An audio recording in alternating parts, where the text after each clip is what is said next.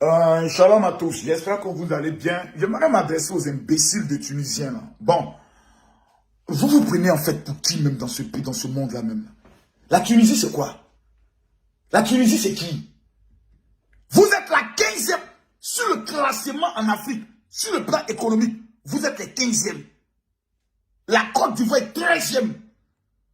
Des fainéants comme vous êtes incapables de pouvoir prendre le soin de prendre des mesures humaines.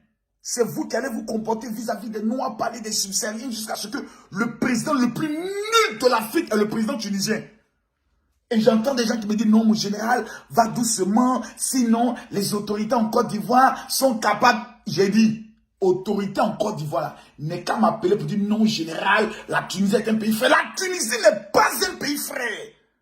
Faut qu'on se dise les choses. Une fois au moins dans la vie, la Tunisie n'est pas un pays frère. C'est un pays raciste à ce jour. Avec un comportement raciste. Quand il s'agit de faire la cour à nos États pour avoir des étudiants, ils font la cour bête. Dans tous les pays au monde, il existe des immigrés. Ça existe partout. En Côte d'Ivoire, il y a plus de 10 millions d'immigrés qui vivent dans notre pays. Un pays de merde qui a la 15e place sur le plan économique va prendre le soin de se comporter comme si c'est eux qui dirigent l'Afrique. C'est quoi ce comportement de merde? Mettre les bagages des gens dehors, chasser les gens de la maison, de leur boulot. Parce que tout simplement, on ne veut pas que les immigrés mettent le sang au sang des Tunisiens. Vous avez quel bon sang? J'aimerais demander à l'ambassadeur, le petit ambassadeur de la Tunisie en Côte d'Ivoire. Monsieur, il faut bien remarquer, je m'appelle Camille Makoso. Envoyez des messages à vos parents là, pour leur dire, nos frères ivoiriens qui sont en Tunisie, là, ils n'ont qu'à les voir louper. Si tu n'as pas encore compris, en Côte d'Ivoire, on dit, ah, qu'on n'aime pas à demander, ma vidéo là, n'est qu'à rester même à la justice. C'est maintenant qu'on doit avoir nos autorités interpellées, convoquer l'ambassadeur de Tunisie. Parce que lorsque souvent on a besoin de voir nos autorités réagir un peu, avec un peu de rigueur, on ne les voit pas. Et quand tous ces gars, on cherche maintenant des influenceurs pour les mettre aux arrêts. Toi, il paraît que tu as fait vidéo. Si nos autorités ne sont pas capables d'hausser le ton, c'est nous on va hausser le ton.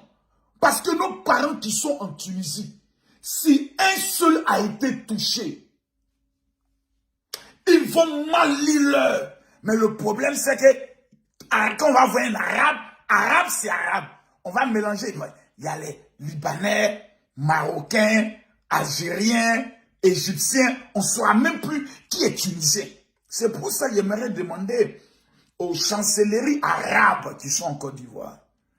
Voilà. Prenez votre téléphone et puis appelez le petit ambassadeur de la Tunisie. Pour dire, hey, tes bêtises que tes parents sont en train de faire là-bas. Là. Faut pas les conséquences, et nous on va vivre ici, dans nos magasins ici. Faut pas seul, on connaît le démon ivoirien. Quand lui s'élève, il n'y a personne qui peut nous arrêter. Donc, conseil ivoirien, restons calmes pour le moment. Nous demandons aux autorités ivoiriennes, surtout à Madame le ministre d'État, Kandia Camara, faut convoquer le petit ambassadeur de Tunisie là, pour lui dire ce qu'on apprend au niveau de ton pays n'est pas des garanties, ne sont pas des actes d'humanité. Ce sont des violations des droits de l'homme. On ne peut pas faire une marche contre les Noirs dans un pays.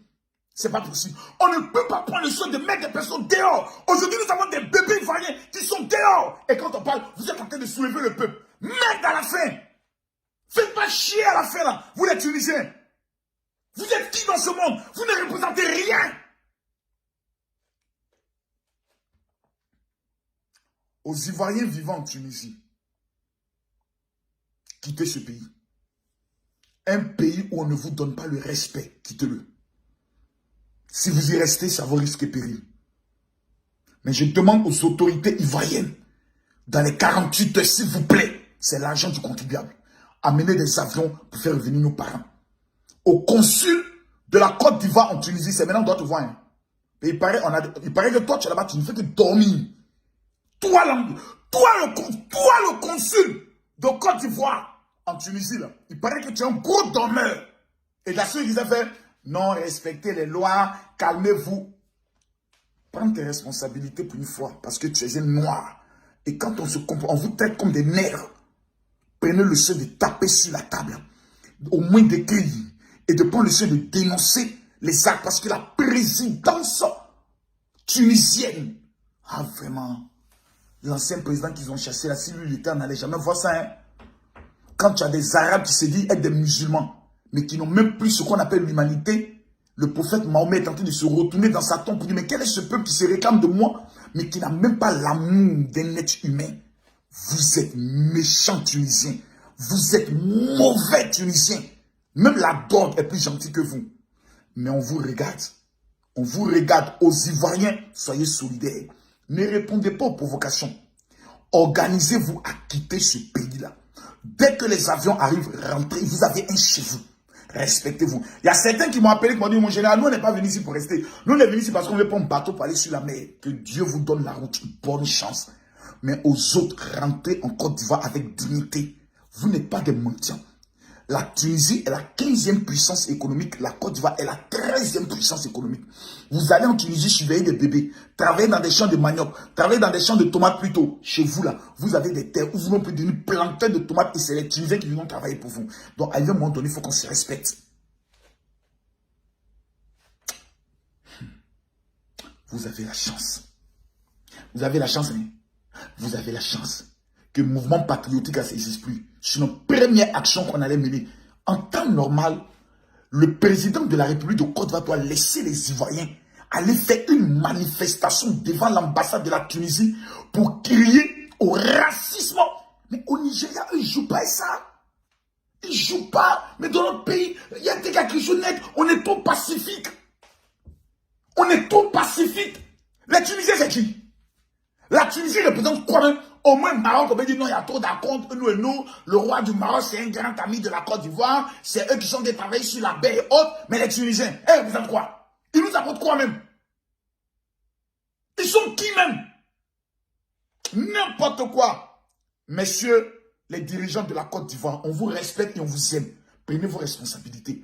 Puis une fois tapé sur la table pour dire tout c'est tôt, on ne peut pas accepter. Menez des actions au niveau de la CEDEAO et si possible, convoquer la Tunisie au niveau de l'Union africaine. Parce que quand il y aura des morts au niveau de la Tunisie, faites-moi confiance, tous les pays qui seront concernés ne vont pas se taire. Les populations vont réagir. S'ils réagissent face à la France, ce n'est pas face à des petits Arabes qui ne vont pas réagir. C'est pour éviter tout ça que je vous interpelle maintenant. Réagissez diplomatiquement, mais avec une diplomatie ferme.